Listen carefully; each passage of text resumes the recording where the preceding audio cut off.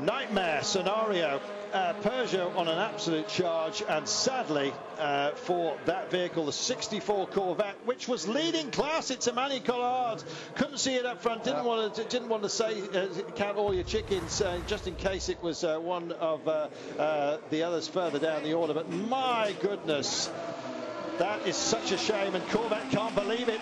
They'll be calling for heads to roll here, you can be sure, and that car doesn't look like it's going anywhere quick. Now, the only thing I can say is that in that very particular part of the circuit, it's very, very difficult to be overtaken as well, because you are so committed in that portion, and it's very hard to check your mirrors while you're there. And I've been in that situation before where actually I've been passed by an Audi, things like that, and thought, my God, I didn't even know they were there, because you're so focused on your own portion of the circuit.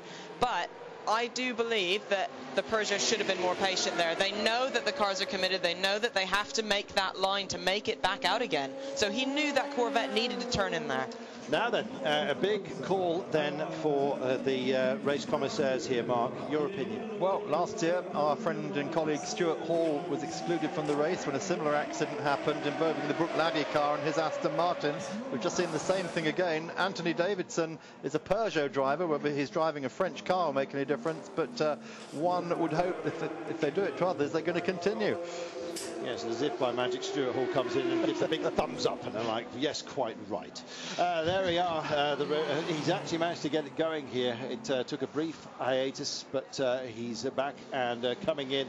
Yes, you're looking at the 64 car, and unfortunately it's been heavily remodified after being clipped by Anthony Davidson as he was going by here, and unfortunately we believe, well, we will just have to wait and see, that it was the fault of the #1 car here, and that's a real shame. Corvette, they're just getting on with it, and thankfully it's not that far away from the entry here, and in he comes, Mark. Yeah, but Manu is not exactly hanging back, is he? He's just pushing as hard as he can to get into the pit lane. He will not be happy at all. And I have to say, you know, having seen that accident the second time, the only thing I can say is that it would be a toss-up at that speed for the Peugeot. He's probably thought, he must have seen me, he's a professional driver, but I still think it's the Peugeot's, you know, it's their job to look after them, and they know that you can't be looking in your mirrors coming through that portion of the circuit. Well, it's too fast. That's in mitigation, and we will see.